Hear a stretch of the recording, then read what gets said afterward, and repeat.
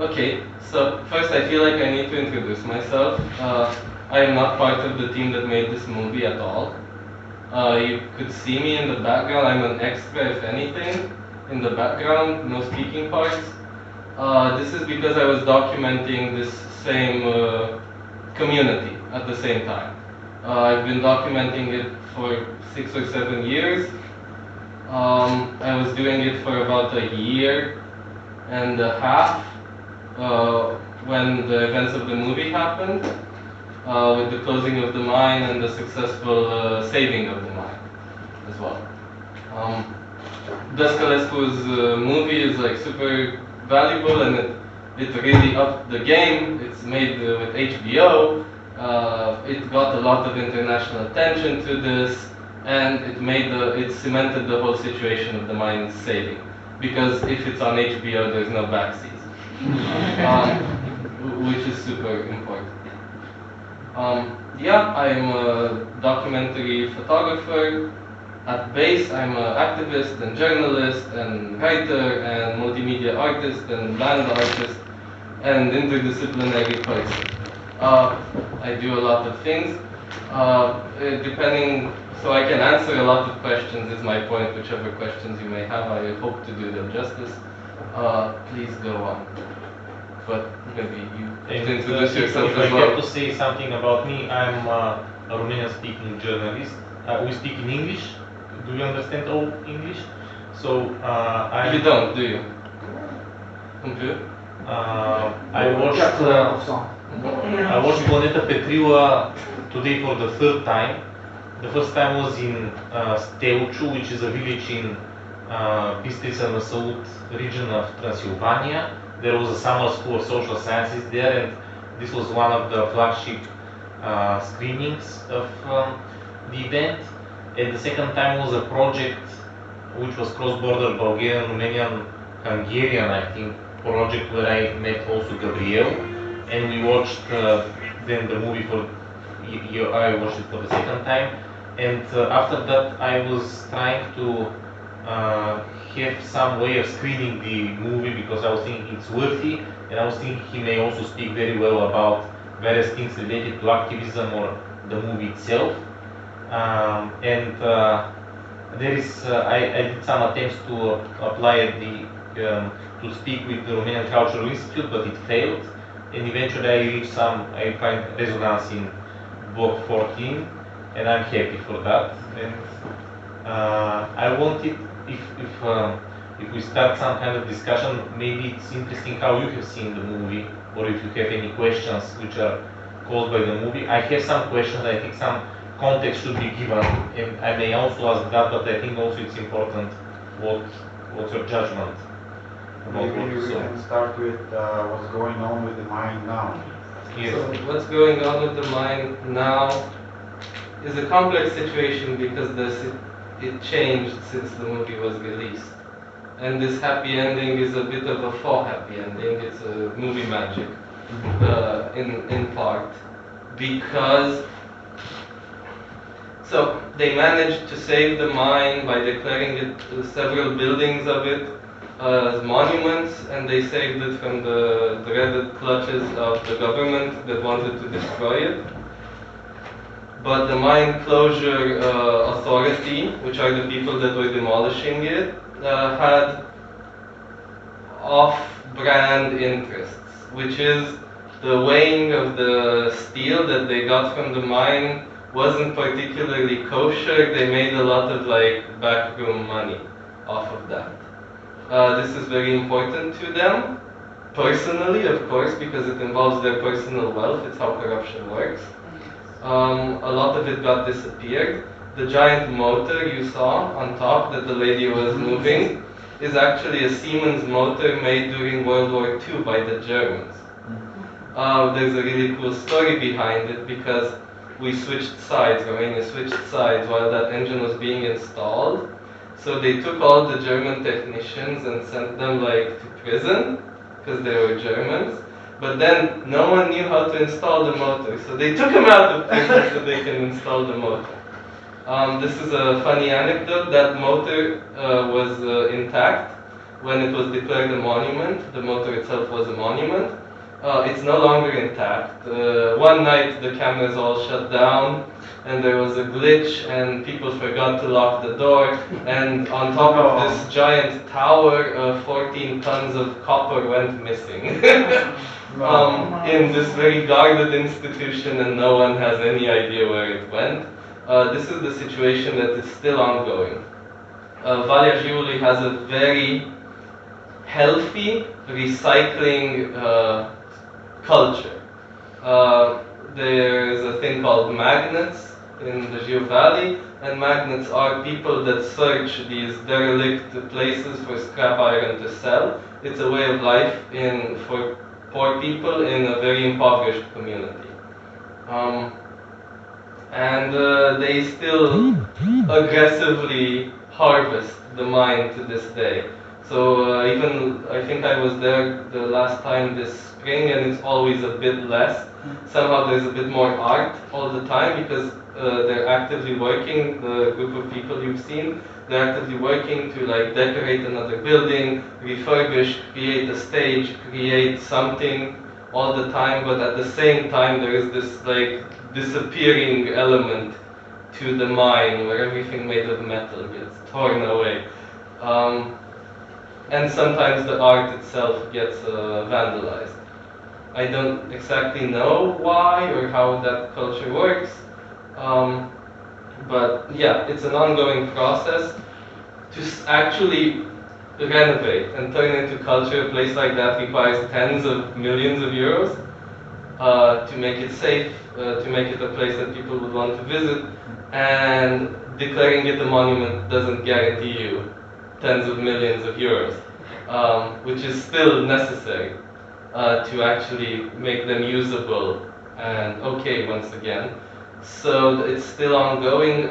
Recently they had conversations, they had a delegation from the World Bank in the mine, I believe last year, to secure funding, like from the International Monetary Fund to make it work, and through the EU's PNRR, like the Regression and Decarbonization Funding Scheme. What is important to mention is, in the context of Eastern Bloc mines, and generally internationally in mine closures, the miners of the Jiu Valley have been pretty successful at guaranteeing like relatively, in this situation, healthy firing, which is to say most of them got 6 months or a year of compensation pay, as well as now they're getting re-education in installing solar panels and maintaining solar infrastructure. So all in all, they're not that bad, but they are very emotionally attached to the mine, where they spent most of their dark days, I guess. So it is relatively bittersweet. So Romania is famous for the salt mines, and many of them have been successfully turned into attractions visited by many tourists. Why is this different?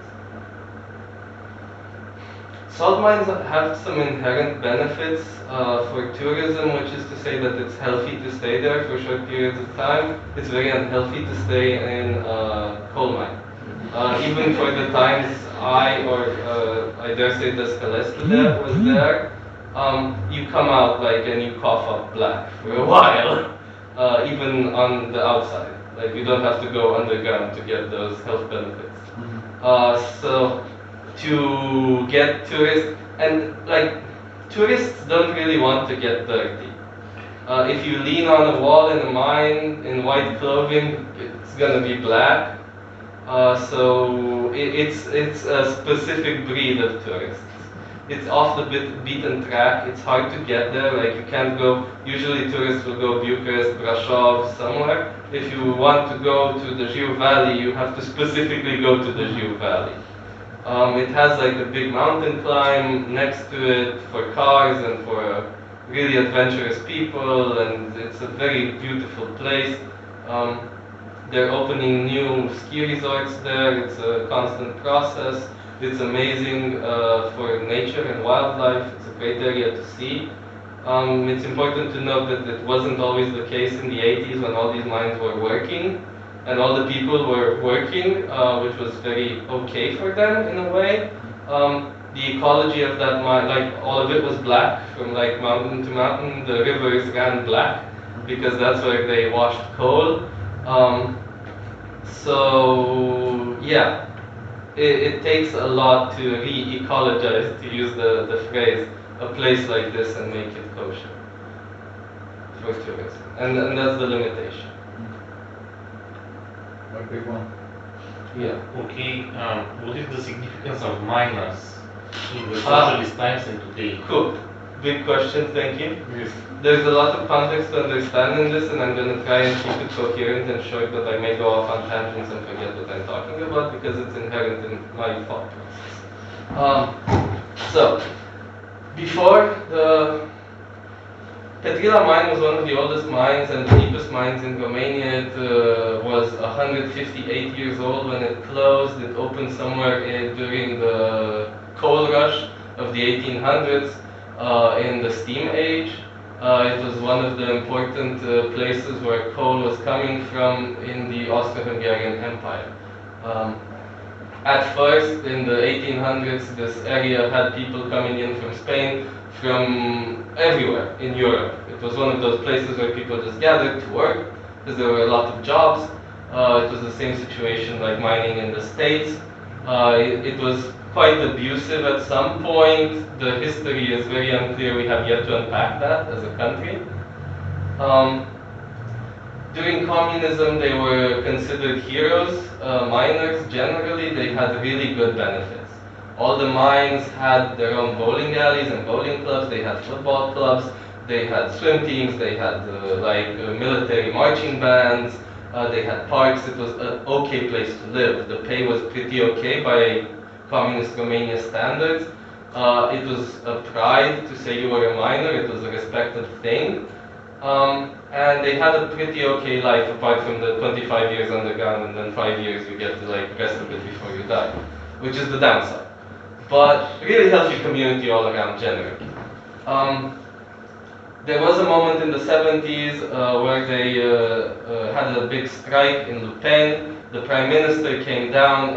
He got held in like this little watchman's quarters, you know, those little houses. They just locked the prime minister in there and demanded like to speak to Ceausescu, who eventually did speak to them. They totally got what they wanted, which is better pay and better benefits. And from then on, the organizers of the strike all mysteriously died in mining accidents, and the mining unions got infiltrated with political appointed people to control them because they're a large mass of people and they had to be controlled.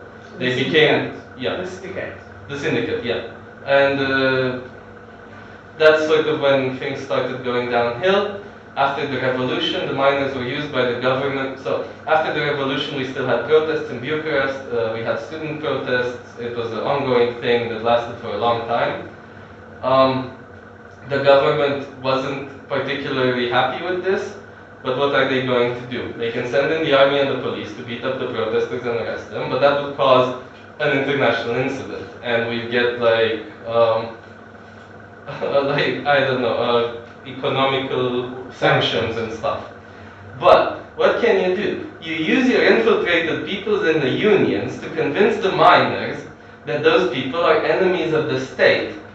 So you convince the miners to go to Bucharest and beat up protesters, get them really drunk on the train beforehand, make sure they have everything they need, make sure the police stays very far away from this situation, and this caused the first, second, and eventually third Mineriadas.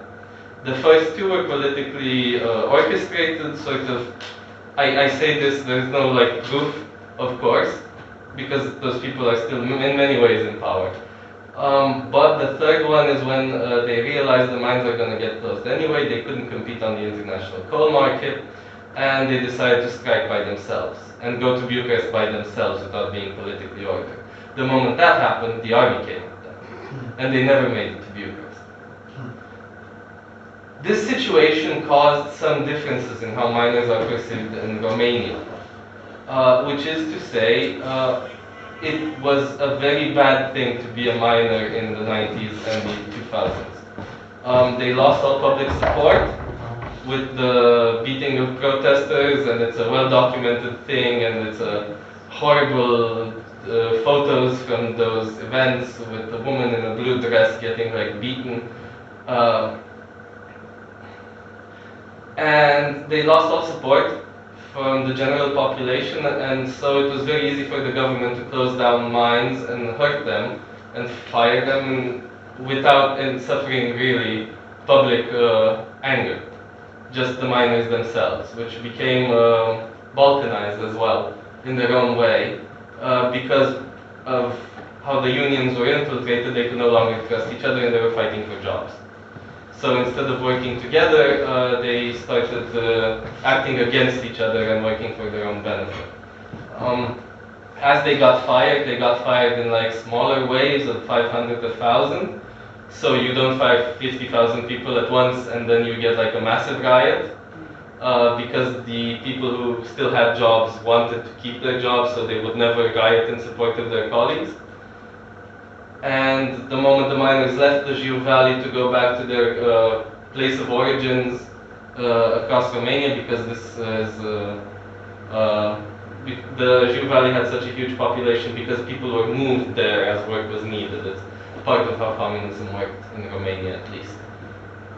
And the moment they started going back home, they were drove off because they were now miners from the Jiu Valley. They weren't welcome back home. So it became a whole situation and its own trauma for these people. This is like the later stages of the closing of the mines. Petrila was one of the last 6, I believe, to get closed down. I think currently there is 1 or 2 left. They're set to close down up to 2026, I believe. But that data has to be checked. Yeah.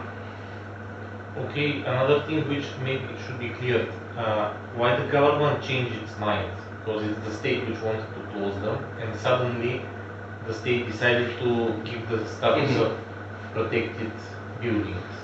We had a huge fire in a rock club somewhere in 2015 that caused massive street riots and the fall of the government.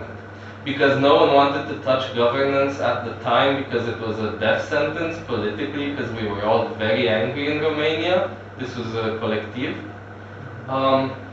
In 2016, we had 1 year of a technocratic government, which was the one time in my life where I would wake up to good news on TV, and I found the websites. It was amazing. 1 year, that's all we got. And on the last week of that government, they managed to pass this.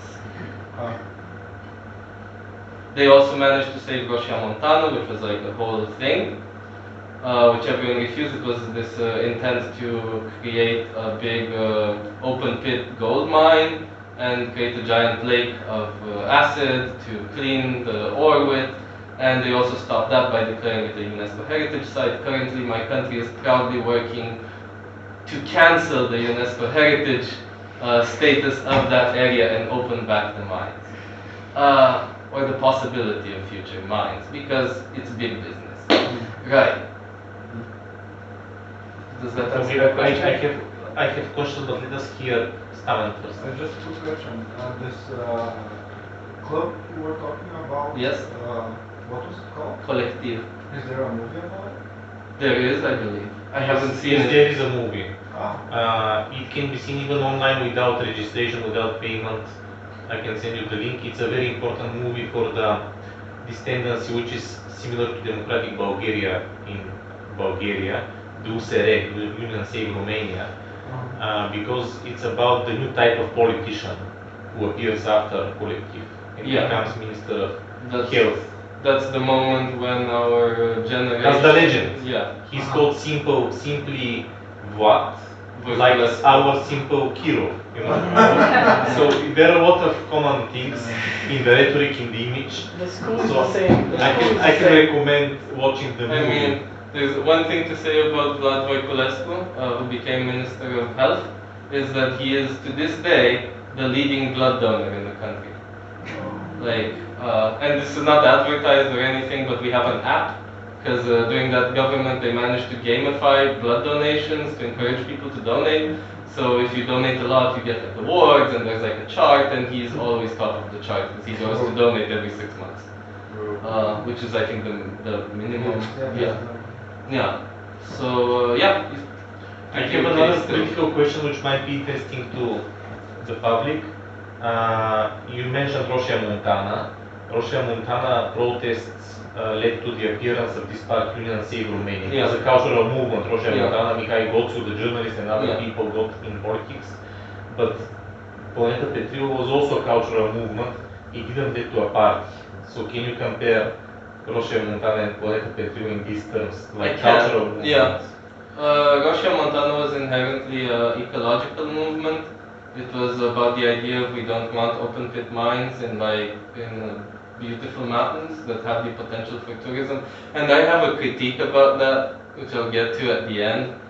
And we had massive protests. It was the first coherent movement of my generation and the generation that's like maybe 10 years before me. It was the first time we managed to organize, we managed to have a coherent message for everyone. People made banners, people donated. It was a long, long fight to the UNESCO heritage status. But the critique I have about that is that once it was declared UNESCO heritage, everybody quit. We were like, we won, it's finished, and those communities very much depend on jobs. They never thought about the people in that area as a large movement, and if you go there now, it's in a horrible situation. The company that was going to open the mines had actively bought houses in all the villages to pressure people, which they still own, and those houses don't get renovated. They do a lot of lobbying in the local communities still, and are still the only ones coherently investing money there for their own ends. They want to open a mine. Yes. But the thing is, all those tens of thousands of people that protested to save Roșia Montana don't go there once a year for a weekend to spend some money. And those people don't feel like they've won. They had a danger recently, this or last year, I think. It was in danger that on top of a mountain there's like a lake, and it was because of rains it was going to crash down and wipe out a few villages. It was like a whole thing.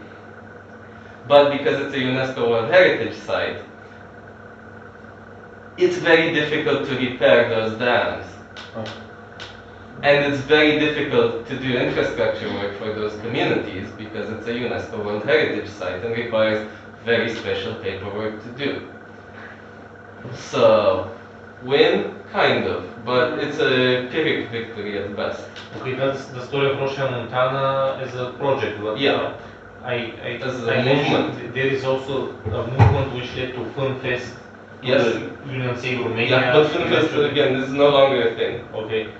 Anyway, Yeah. what's the difference between Planeta Petrila and Roșia Montana in these terms? Because I don't know, it's not as popular. It was never as popular a movement. Say Roșia Montana managed to attract somehow the right people to get protests going in every large city in Romania for a long time, which is really impressive.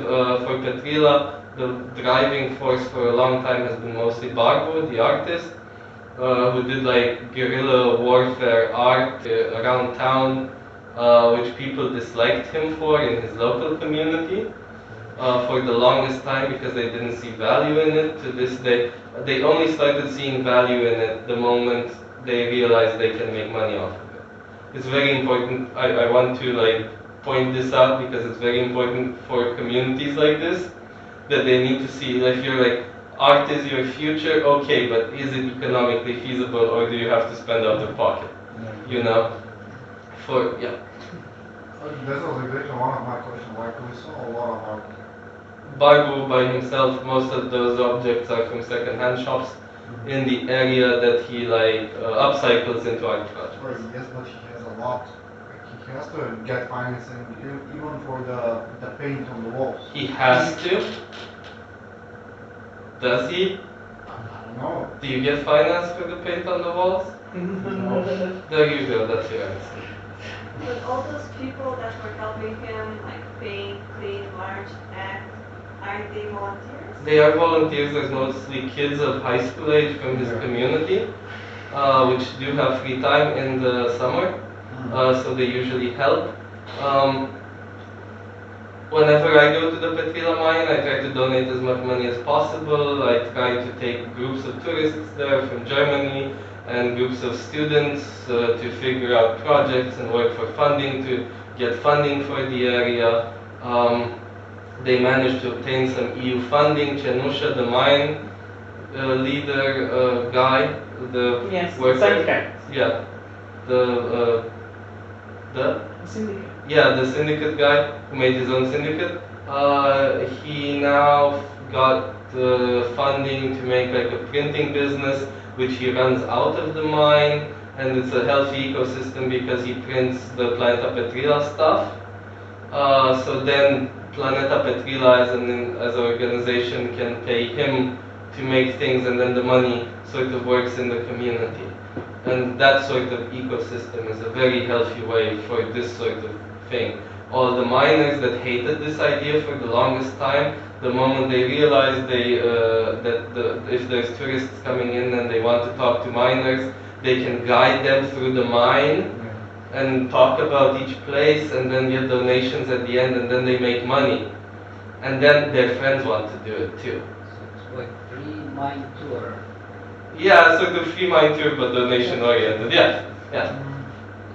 Is Rousse the first place abroad where you present this film?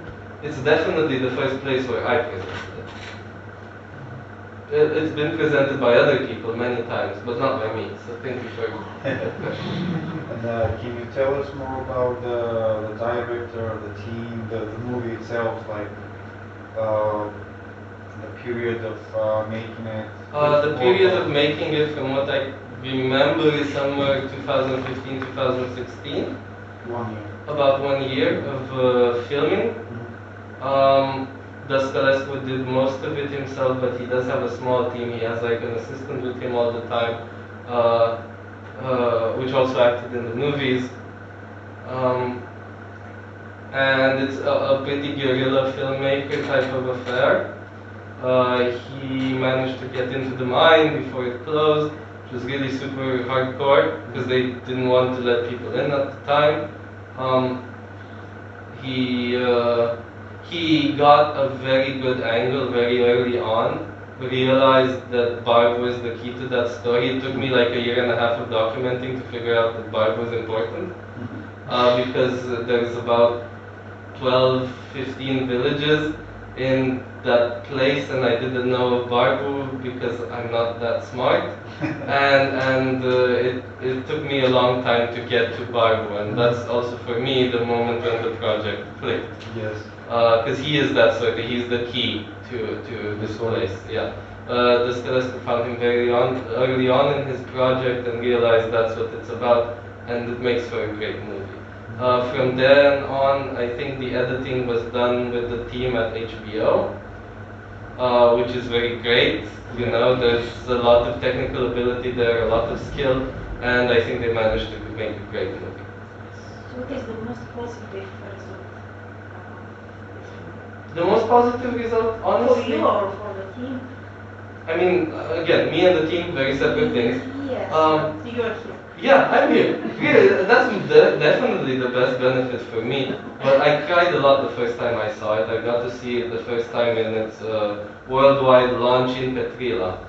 That's where the first screening happened. The mayor was there, and everybody in the movie was there. And the kids, the kids were there, and everything, and everybody was really excited to see it. It meant it. The movie itself, the great victory of it is that it reconfirmed people's worth and value in that place. It gave them a reason to keep doing it, because the Jiu Valley is a very depressing place. It looks really nice when it's nature, but if you get to see it in the winter, it's absolutely depressing. It's a very poor area. It's a area where everything looks like it's crumbling because inherently it is. And it's still waiting for a lot of investment. It's an area that's still horribly plagued by corruption. They had a new ski resort made that like the ski lift takes people directly to the land and the hotel of the mayor's son. No. Like, it's classic this part of Europe in a way. But yeah, but it's still to this day, like maybe you guys are now curious to go see this place if you're ever in the area. And this is the kind of victory that it has. It's very small victories that can snowball. So the success of that team, and this movie is a part of that, and this talk is a part of that, is that we are helping it snowball into becoming a thing. Petrila is a place where in the 90s, when the firings were at their best, and people were getting fired like every other month, you could buy an apartment with a case of beer. Like, just straight up case of beer apartment. Because no one wanted to be there anymore. It's that depressing of a place. Question from social media? Sorry? Question from social media? Because Yes. I popularized it. They know, somebody know about this. It gonna be the only one projection at all here? I will pass that on to the organizer. Vladimir. For the time being, we discuss for one. We have the agreement of the director for one screening. If there is interest, we may discuss with the director for another. I will But also Bloc 14 should. We are all in discussion, so. So they are far away. They very sorry that they are not here. Appreciate the feeling. Very interesting. Yes. How does it happen that Romania manages to create these cultural movements? What is the secret ingredient, or what makes people be so active civically? Because you're also a civic activist, so maybe you know. I don't the think secret. people are generally civically active. I think Romanians are, by definition, we don't get taught how to be active as citizens. This is a thing, and it's a huge problem in our schools. If anyone has gotten taught that, they were very lucky to have a good teacher. But we have huge protests now from teachers. I think it's an education issue. Any lack of civil, activism is definitely an educational issue and a family issue at first, because for me, my parents raised me with a respect for justice and a hatred of authority, which I thank them for. And all the people I know who are civically active were raised in a similar vein. So if anything, that comes from like a family environment, is that you can teach children, I believe, to be civically active and have a strong sense of justice. But all in all, Romania is not as a society better at it than any other place. Barbu comes from let's take him as an example. Barbu comes from an intellectual family, where they were raised like this. They're all of them. There's 2 brothers and 1 sister, and all of them are hardcore. They're all professors or teachers, and Barbu's like the sort of pathetic one because he just does his little art projects. But the rest of them, his brother is the leader of the student club in the Jiu Valley. His sister is a teacher, so he's the one that's not doing anything with his life, if anything. Just a diploma. Yeah. Doctrinary. You are a civic activist as well. Yes. Maybe you could tell us more about your activity as an activist. Is it relevant? It's an example of what happens in Romania. Your own account. Fair. You're active in bicycle movement. Yes, I'm active in the Civic education, yeah. etc. So I'm a very curious person at heart. I was raised like this, and I was raised to disrespect authority if it's stupid. This is a big thing for me. I was very much encouraged not to become an artist by profession because I need to eat eventually from someone else than my parents. So I decided to become a journalist because that totally makes more money. and I went to journalism university, and the first semester was such a wretched experience that I stopped writing completely and I took up photography. The moment I ended up in a photojournalism master's is when I took up writing again. Because we had a brief writing class where they taught us how to write well, not how to write pathetic little things that don't have self-respect. And so now I write again since then. I started riding a bike and I thought it was very unfair what's going on the roads. So I became like a bike activist. Eventually I realized that me doing these things isn't sufficient, so now I try to explain to other people that they should do it too, because I think that's the best way to get results. And yeah, I don't know, that started to do that. Yeah. Okay, but when you do your projects, how easy it is for you to do them in Romania? Do you find partners? Do you find environment that supports I documented this from my own money for several years. I sold cameras, my better cameras. I sold them to have money. I once got pneumonia because I was standing in. I was sleeping in a place that was so cold. Now I have a driver's license, so I can sleep in my car, which I do regularly if I have to document, because it's a lot cheaper. More recently, I've become involved with Funky Citizens, which is one of our leading NGOs. I'm the Timișoara branch, and what we're trying to do now as a team is to create a self-support support network for activists. Now that we have the internet and we can talk to each other, the goal is to help each other with resources. Because for knowledge, a lot of the problems we have in our communities individually are the same problems everywhere. We just don't talk about them, and there's no way to solve them centrally.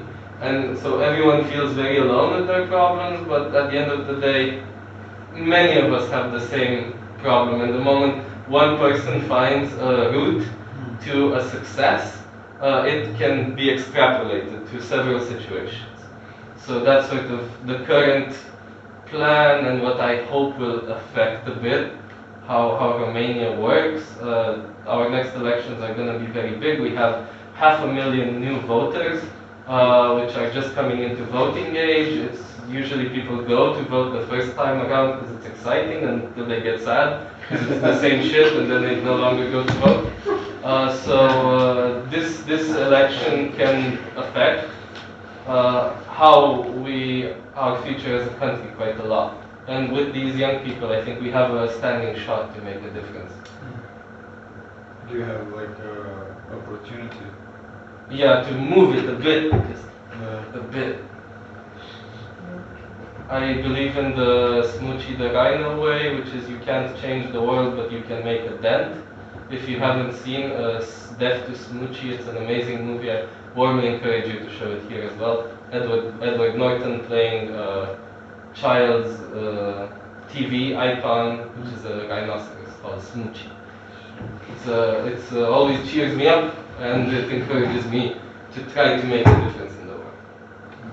Does it mean that now you're working mostly with young people, with schools, just to prepare them for the... I wish it did. No. Well, what I'm working with is I'm going to schools to do road safety education, to try and balance out the police doing road safety education, where they explain to kids that whatever happens, it's their fault, and victim blaming from the start. We go and try to explain to them that they have rights. When they're on a pedestrian crossing, it's their right to be there. It's not, they don't have to run from the cars if they're on a pedestrian crossing, this sort of thing. It's baby steps, but I want to empower people to feel at home in public space, and I want them to own public space. because it's theirs. It's all of us have that opportunity to be there and the right, even if we are in a BMW or not, you know. It's a very, I think it's key, because in a country where you feel like you aren't allowed to be in public space, if you're not in a BMW, you don't have the self-respect to try to change anything. So I believe in these small changes that I think can, like, psychologically lead to drastic shifts in how people view themselves and their relationship with the state. So But we'll go back, sorry. maybe wishful thinking is Do you know any of the guys in the movie from the mines? What's going on with them? Did they went to the other mine to work, as they said? a lot of them did, but some of those other mines will close down as well. I don't maintain contact with the miners themselves. Yeah. Chenusha no longer works in the mine. He's retired. His health is not okay. Last time I saw him, I was really worried. This is because he was a miner for a long time, and that's very bad for your health. Probably a lot of them are gone by now. But I don't know, hopefully Planeta Petrila is still going strong. I'm still in contact with them. I also hope to publish a book about this, there's one copy of it. It exists. If you ever want to go see my book until I manage to publish it, you have to go to the mine. It's where the one copy can be consulted. And people keep trying to buy it, but so far the price has gone up to 4,000 euros as offered, but I need 8,000 to print it, so I'm still waiting. But yeah, it's not in contact with them, and I think it's okay in the Jiu Valley right now. It's going up. It's getting better. When they had the IMF people there, it was a big thing because International Monetary Fund, because they need this. They're all crazy, ridiculous, stupid punks as far as the authorities are concerned. But when the IMF says those people are important, authorities will agree. Like, it's what it is. Currently, they managed to transfer the building ownership. It's no longer in the mine closing institution. It's now at City Hall, which is its own problem because now City Hall has to pay security, which is like slowly bankrupting the town. But it does provide some jobs, and people have gotten used to it in the community. And all in all, it's slowly getting better. People realize that if they have a spare apartment, they can Airbnb it, and people will eventually show up for it. Slowly, when I started this project, if you wanted to go to Petrila, there was no place you could rent a room. I was sitting in the Caritas, and in people I met, and just, can I crash on your couch for a week or whatever?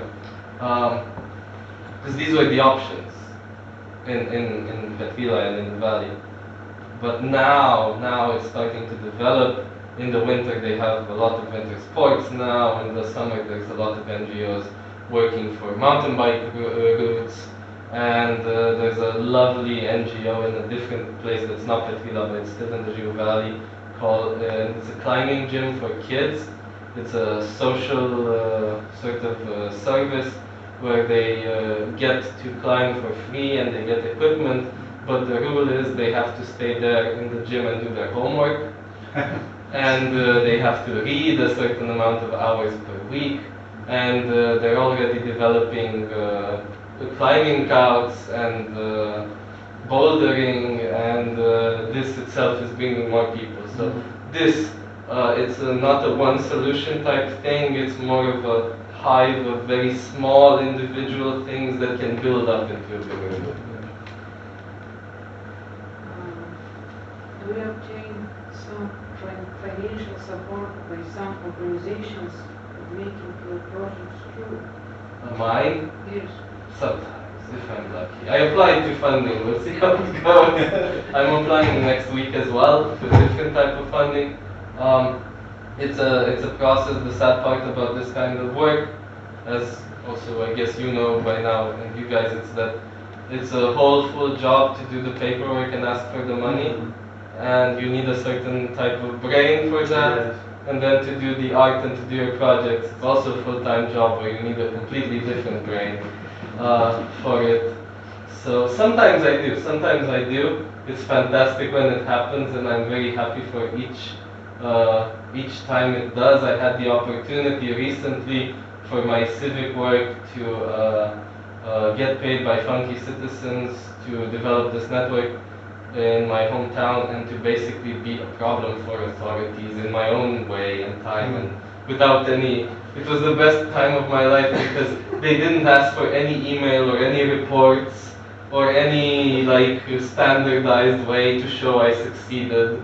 I had 6 months to do my thing and be angry, and it was beautiful. But now I'm back to reality. Reality. So that's the thing. Hopefully, from what I understand, actually there's a bright side to this.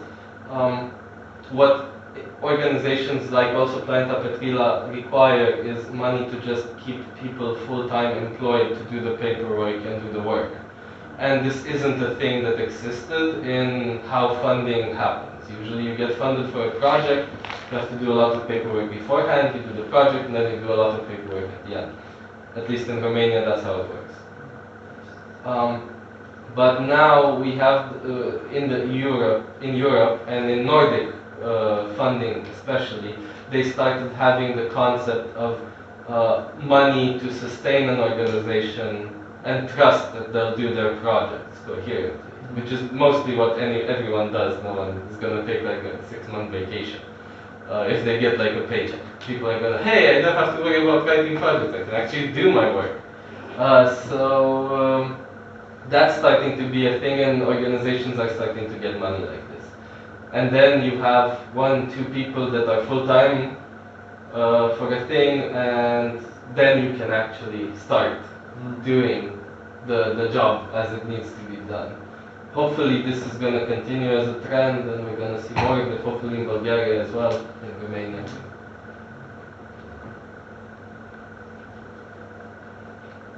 Maybe last question, because you are here for a second time, if I'm not mistaken, and it's the second day of your visit.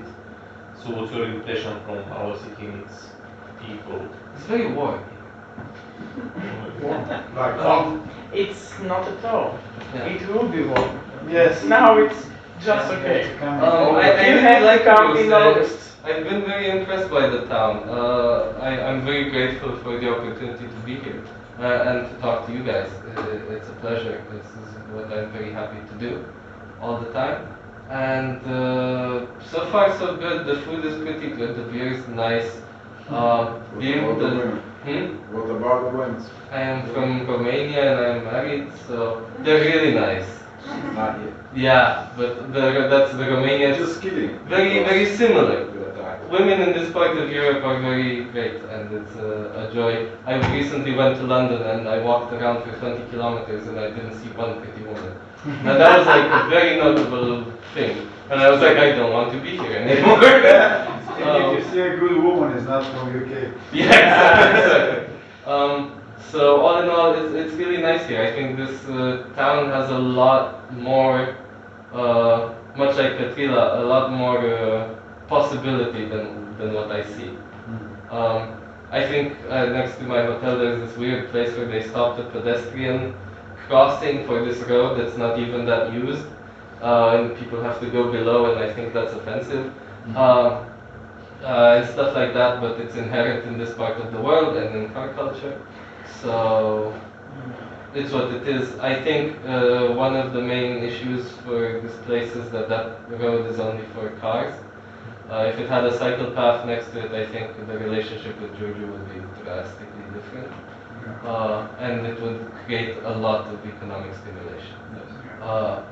So really a beautiful town, a lot of history from what I can see. I have yet to visit its museums. I love that the building of the city hall Yes.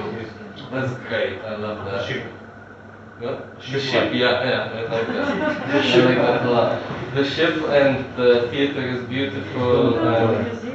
Yeah, it's a great town. Only in few words. What's Timișoara famous for? The landmarks, the sightseeing of Timișoara in few words. Cool.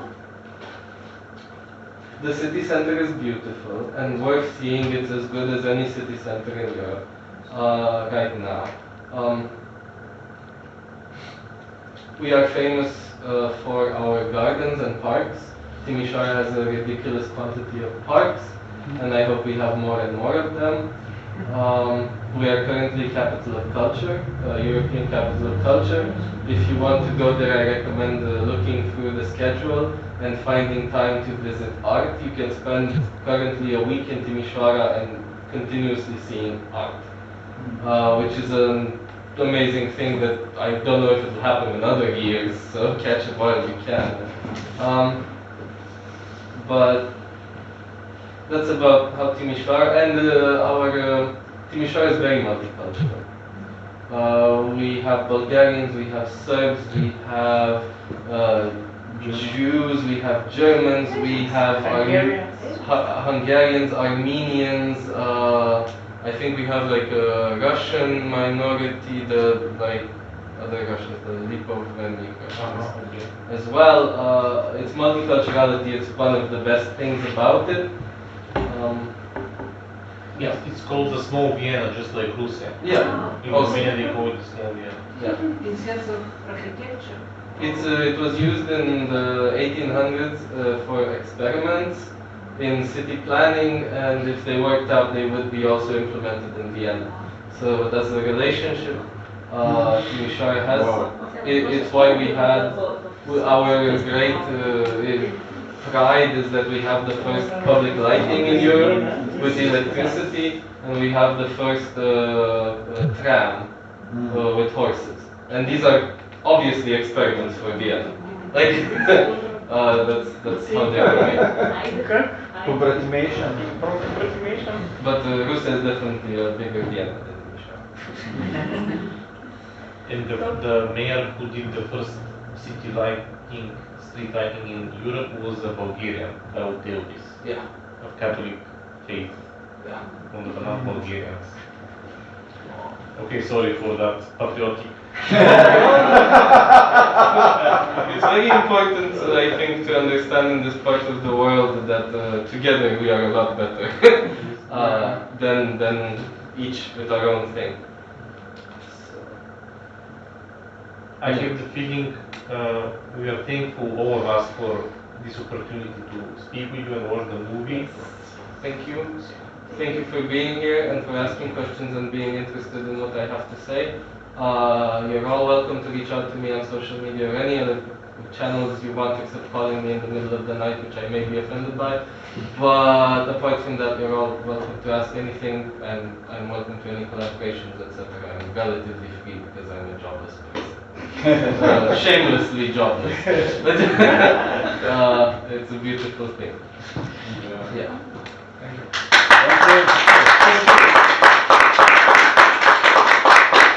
And also, Thank you. Thanks, yes. And thank you as well.